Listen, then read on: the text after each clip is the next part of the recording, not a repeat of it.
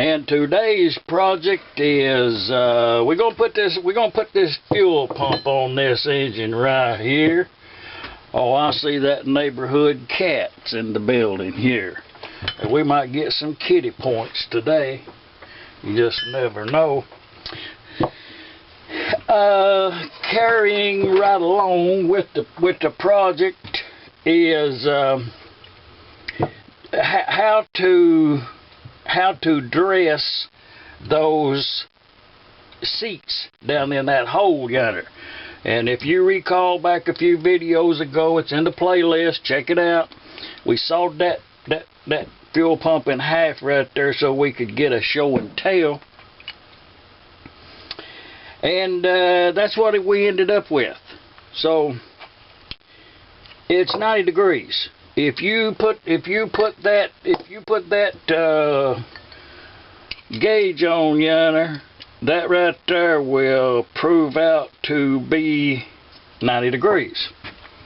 So what I did is a regular drill bit.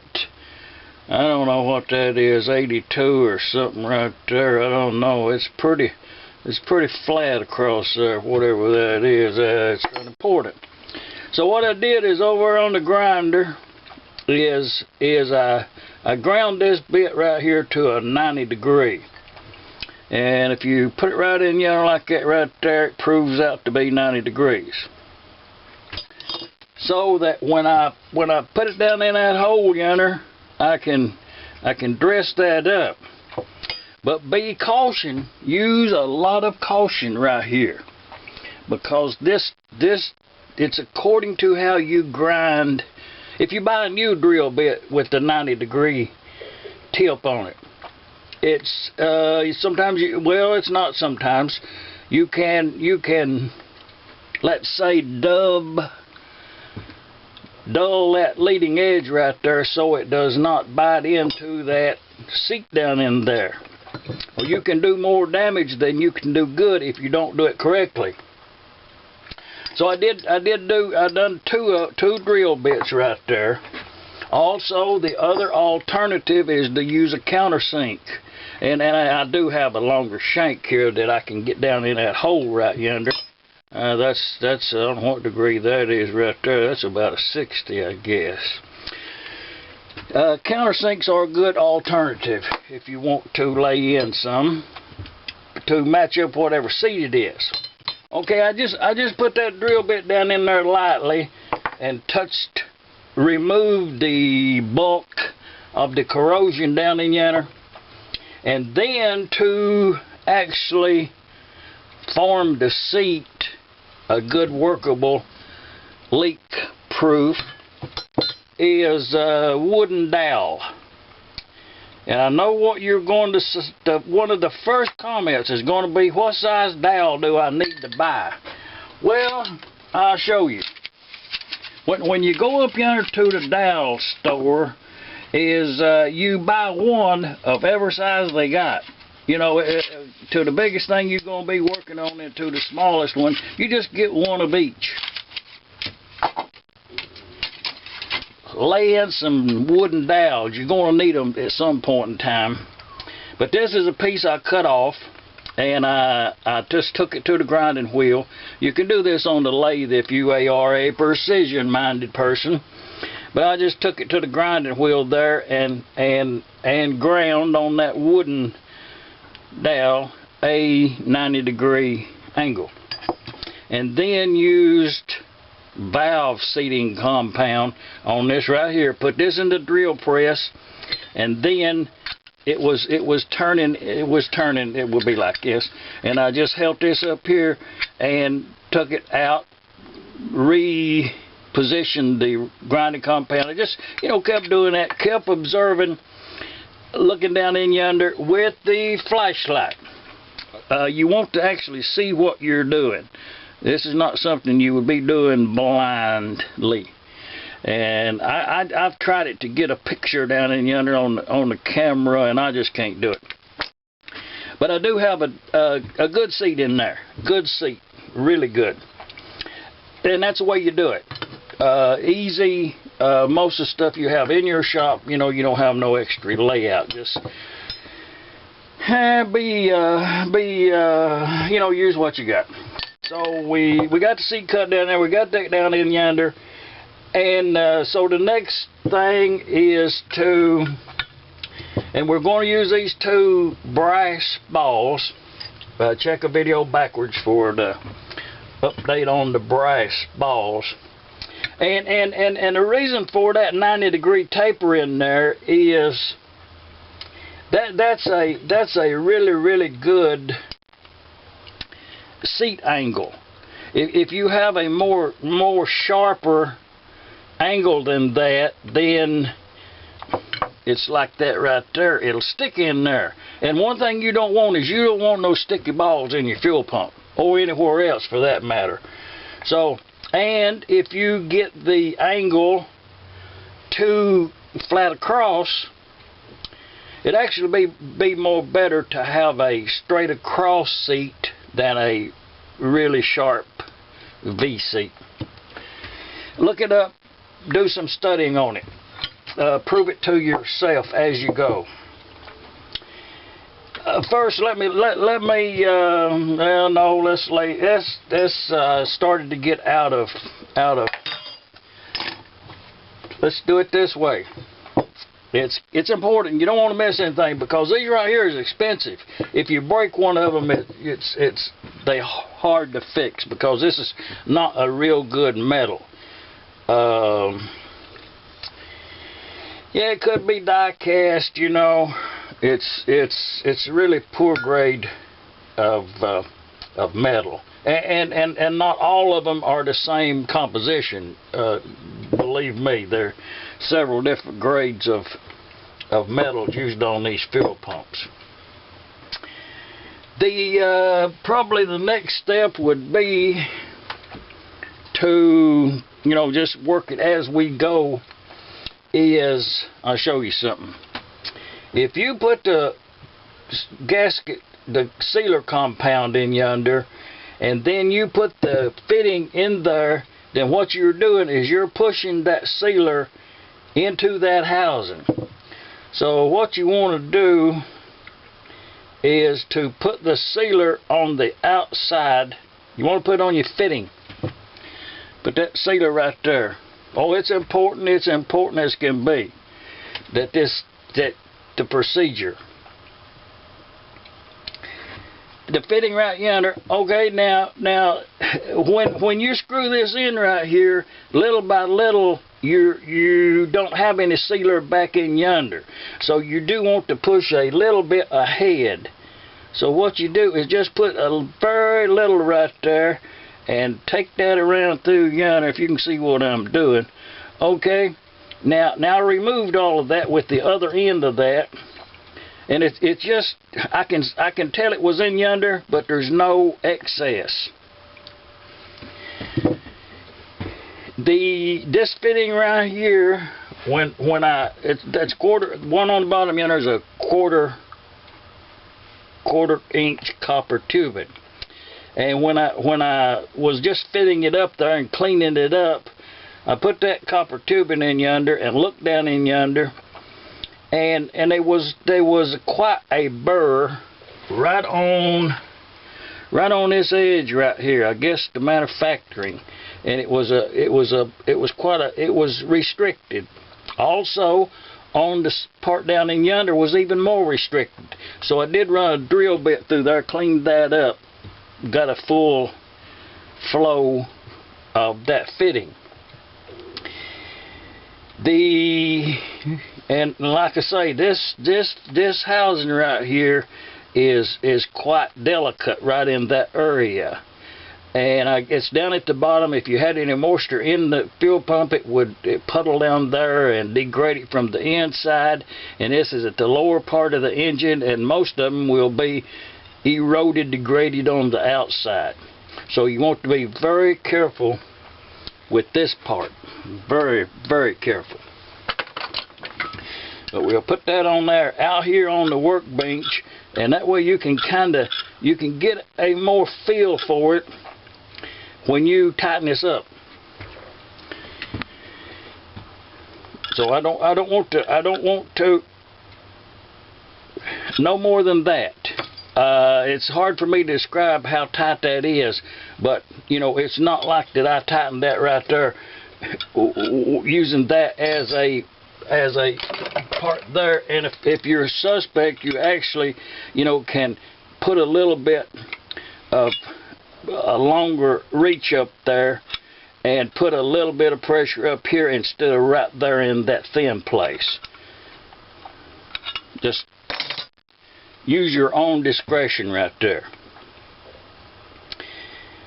I will remove that excess right there. Don't let no excess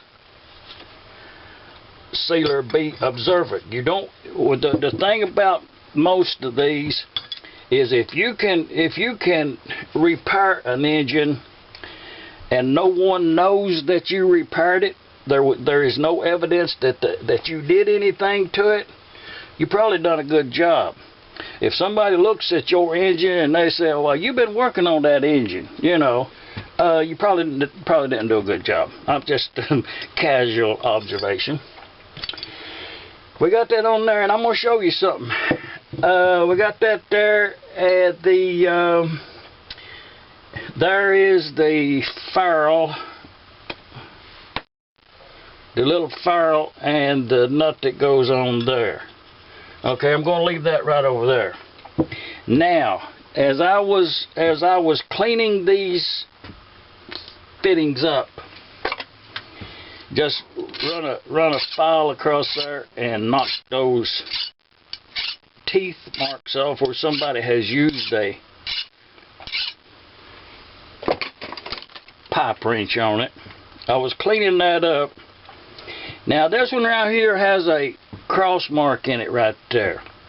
Okay, the reason that they make these fittings with that in there, the reason you put that there is so that this ball, when this is on the output side, so when that ball pushes forward and it goes up there and touches on that fitting, then it can't check on that way, so it'll fall back down in the pump there. So that's the reason for that. Okay, in this particular pump right here, you really don't need that, because the bigger ball goes in the front right there, and this one here, most of the time you'll find these springs in the other type, but this one actually had the spring in there, and the spring on that end down yonder is to the size where that ball won't go up inside of the spring. So the check ball falls down in yonder, the spring goes in like that, and then you put this fitting in here. Okay, when that ball pushes this away, it can't come up there and touch this fitting right here because the spring's in the way. Okay, if you only had the ball in there and no spring, then this would be the correct fitting to use for here. That way when that fuel pushes that ball upward, it can't hit the bottom of that fitting and stop the flow of the fuel. So, and these do work as good or good. Not really. A spring is some assistance as long as it's not too strong. And this is not a good place to use a cadmium plated spring. They just, with the fuels and stuff, you will have corrosion soon. But anyways, I'm going to put the spring in this one right here, and it's just enough tension on that spring. It's copper, and there's just enough tension on that spring to hold it on seat.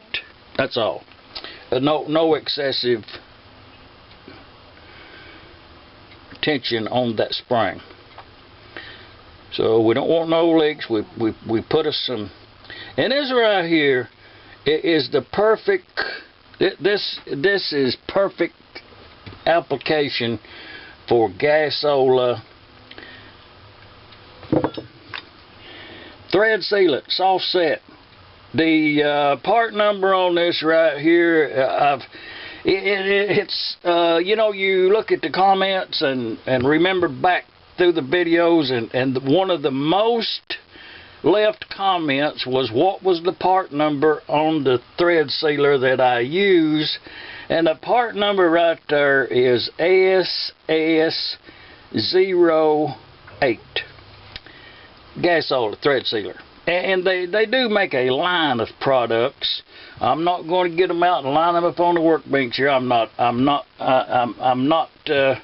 It's just a good product. That's all. That's all I'm going to say about it. And you would be well equipped in your shop if you had all of their products. You will be pleased with them, I'm sure. Results do vary. But as you can see, I put a very light coat in there with the Q-tip, and then I took the other side and took the excess out. That's one of the places you don't want any excess sealant. You don't want any on this ball right here. Okay, I'm going to drop that ball right down in the center yonder. That's where that's going to be. I'm going to put the spring in there, the small size down, and I'm going to put this fitting in here.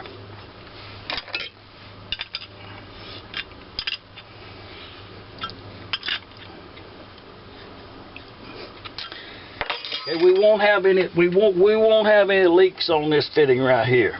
Just one, there won't be no leaks right there. You know, sometimes you put something together and you think, that might leak. Well, if you put that thread sealer on there, wiped all that away, and if there's any left there that you can see, you might want to take a little thinner and get it away. Like I say, you don't want to know that you worked on this engine. And these are two old original fittings.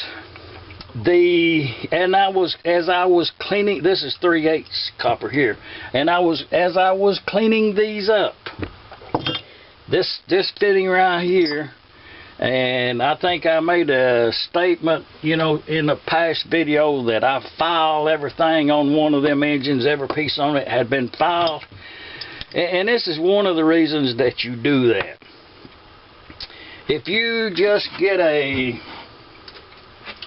old fitting like that and use it, then if it's bad, then you don't know it. And I can see some little, where the wrench slipped on that fitting, I can see some little chiggers on it, they say. So, you know, I would take this old wore out, clogged up bench file, and I just dress that off. Okay, within a few days, that bare brass will take on a pretty decent patina. But at this point, I can see there there's no, that's good. I can see the metal. I know what I've got. Okay, that's what I did on this one right here. And as I was cleaning this one, it came apparent that there's a crack right here, right over there, and it goes about halfway down. It don't go all the way, but it's just ever so faint. A crack in that fitting where it's been tightened up too tight. So I can't use it. Had I not cleaned that up, I would have not known that. And another thing too now is these fittings, all the threads are not the same. Oh, don't be confused that they're all the same. You will find a few different kinds of threads here. It's threads copper. Another thing, kind of maybe call it a shop tip, is when you're putting that copper together, when you're building fuel lines, and let's just use this for a show and tell, and you put that ferrule on there, and you put that right up there, and you tighten that up, and let's say it's right there.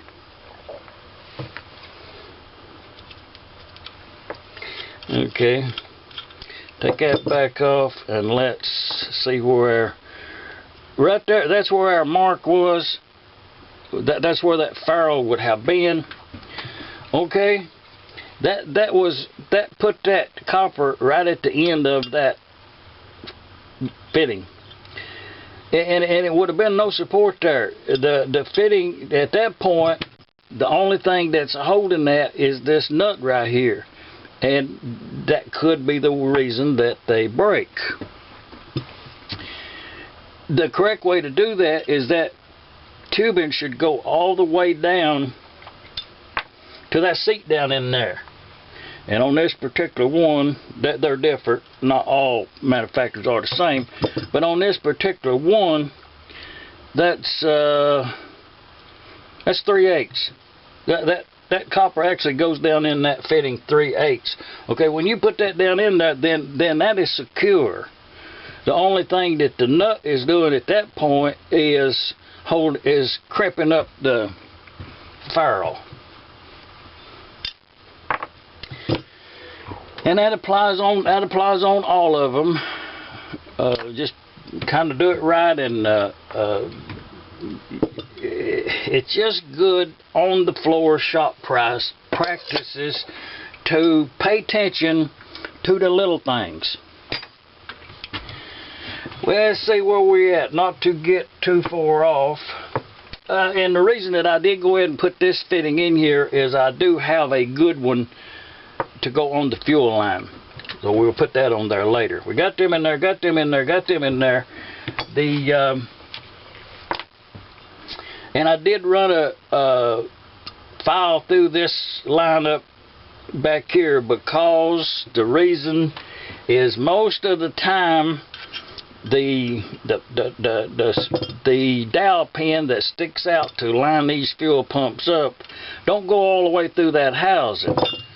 You know, they'll go like about halfway, and you put this fuel pump on another engine and the dowel pin may go all the way. It may be protruding this much.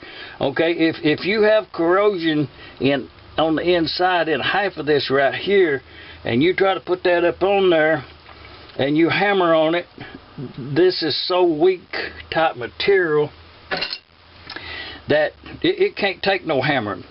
Just be aware that these cannot take any hammering. So you run a reamer is the better idea. And I do, if it's warranted, run a reamer through there. In this particular one, it was fairly clean, and I just wanted to get the corrosion out of there.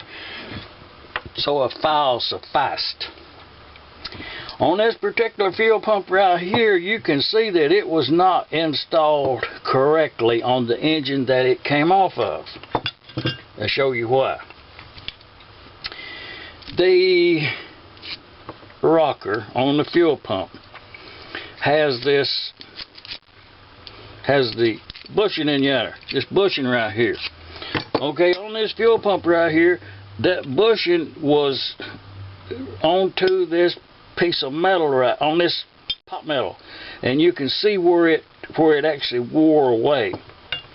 So to fix that and to set that back to the correct distance this is important. If it's taken a little bit of a long time and you don't have time to watch the whole video, then that's all I'm going to say about that. When you assemble this, the bushing inside is longer by a few thousandths longer than the cast iron piece right here. The reason is when you, and this washer here is a really tight fit onto that stud as this one is.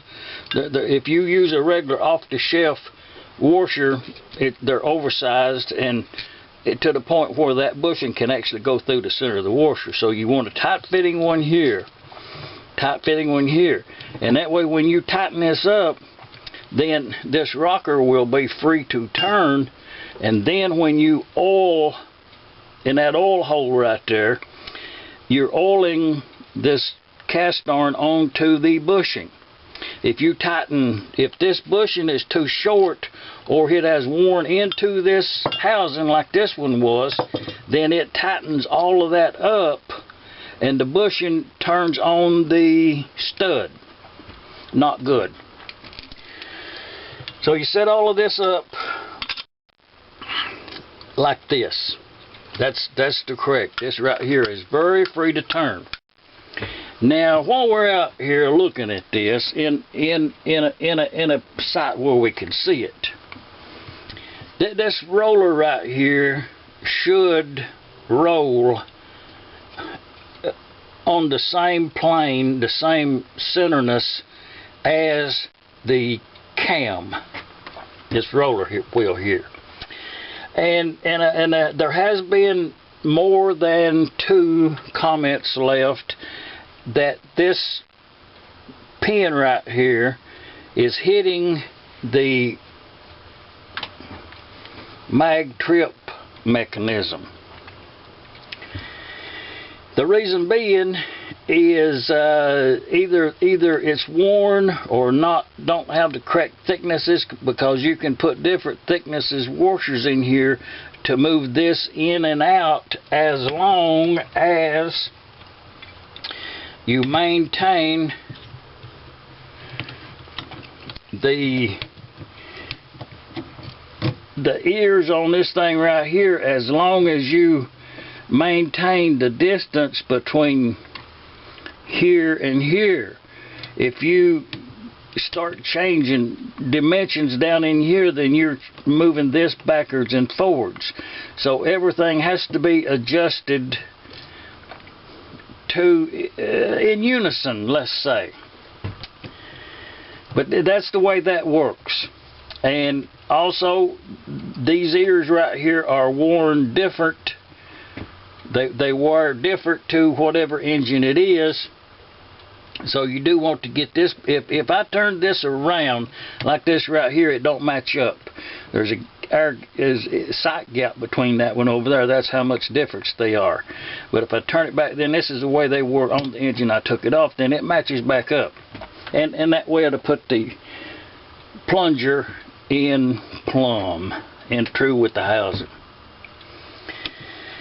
Occasionally, auction sale engines, you will find the fuel pump was broke, and they throw the chain around the engine to get it up in the truck, and they bent this stud just ever such a little bit, and then that will you replace the fuel pump, and you don't take in consideration that the stud was bent, and you have a leaky pump, and all it is it's pulling this at an angle or some similar problem. Now let's take a break, and then we'll resume this.